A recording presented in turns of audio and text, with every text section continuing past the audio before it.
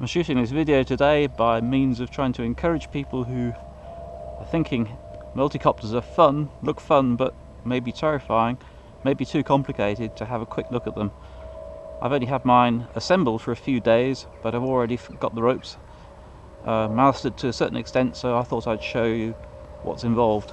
Before you take off, you always put your throttle down to 0 and turn on your remote control first. I've actually got timers set in here, which are countdown timers for my two batteries, which have got different capacities. Having turned it on, I'm now going to flick the switch into a failsafe position. There are normally three flight modes, which are GPS and attitude. This thing on top here is the GPS. Attitude mode or manual, but because I'm a novice flyer and I'm definitely not keen to risk this craft on manual,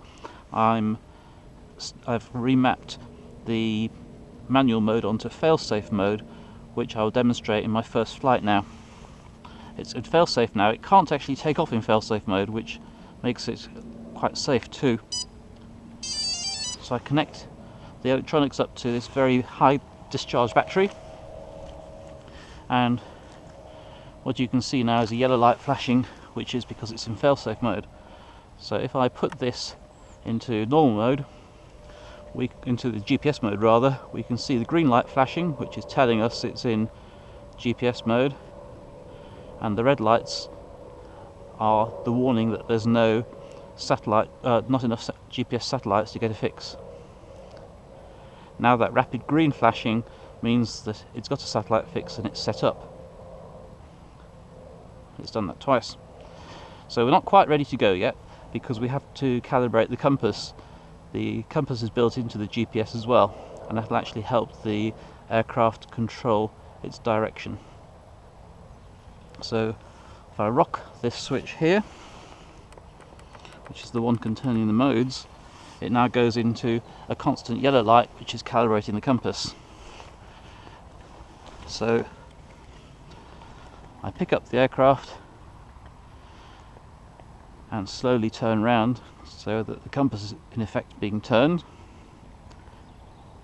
and now it goes green. Green doesn't mean I've finished, it means I've done that part. I now turn it nose down, these red legs are at the back, and go round again. Most people build them with the red legs at the front, but I prefer to have it at the back so that I have some clue where the indicator LED is. Now it's gone off, we're ready to fly. So I'm going to sit it over this tuft of grass. That's a reference point where it calibrated its GPS, but also to show you just how precise this is. So I pick it up. Their beautiful A380 just flying in front of us at the moment on its final approach to Heathrow, presumably from Dubai. It'd be nice to fly up at that height, but it's not legal. The highest you're allowed to go with a model aircraft in the UK is 400 feet. So the GPS on this particular device has been programmed to allow it only to go to 120 meters, which is just shy of 400 feet. So now I start the engines by rocking the controls together, and then I can increase the throttle until it takes off.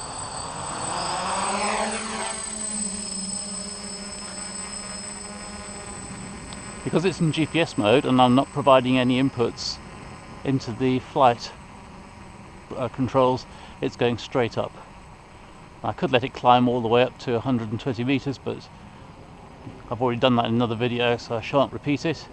What I'm going to show now is how we're just going to fly away forwards, and then I'm going to lower the aircraft and go into failsafe mode. So we're now flying away. I've actually set a limit of 150 meters distance from the starting point, and that's very deliberate because I don't want it to fly away into the distance. So there we go, it actually stopped whilst I was holding the flight control down, and it's now very obligingly saying I went too far and I'll better slow down. So what I'm going to do now, just to illustrate the skill of this particular craft, I'm going to bring it right down, not to the ground, but much lower. I have it on about 25% throttle at the moment to bring it down. You can see it falling quite quickly.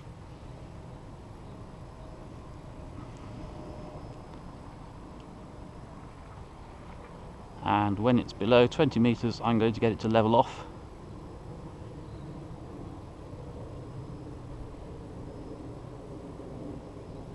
Getting lower, lower, lower. Let's level it off. There we go. And I'm going to flick it into failsafe mode. And what you're going to see now is what that means. First of all, if we're actually nearer, then we'd see a yellow light flashing again on the craft. We can't see that from here, but you can see already that it's climbing. There's no input on the controls here now. It's totally automatic. I'm not doing anything at all.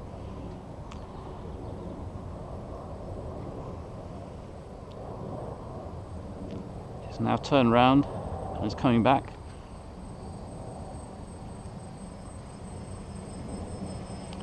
So provided there's no tall trees or buildings in the way, you're not going to lose your craft.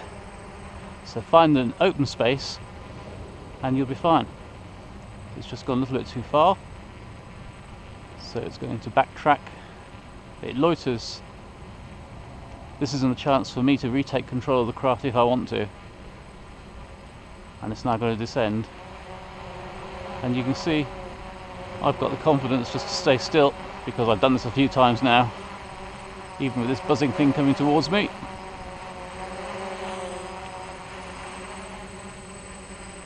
Maybe I will have to reconsider my position. But it does seem to be coming very, very close. But no, it's in front of me. And I don't think it's going to hit the bush either. It's very close to it though.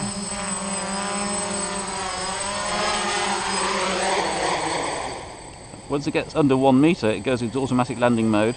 Because it's in failsafe, the engines carry on running for a little bit and then it shuts down. You see the throttle is still in its original position. I put it back and it's now stopped. Well, that wasn't quite such a good demo of the GPS holding as I was hoping. It should have been very close to that green tuft of grass where it started. In fact, every time I've done it before now, it's got within a meter of it. So this is suggesting maybe its GPS fix wasn't quite as good as I thought. But it's still within 15 feet, so I'd suggest that if you've got 15 feet clearance all around, you'll probably be okay. So I hope that's given you a feel for how easy it is to fly this thing, that the assembly only took me one evening for the physical part and then another evening for the electronics, and that you can fly around and have fun with it, and it's not as difficult as it looks.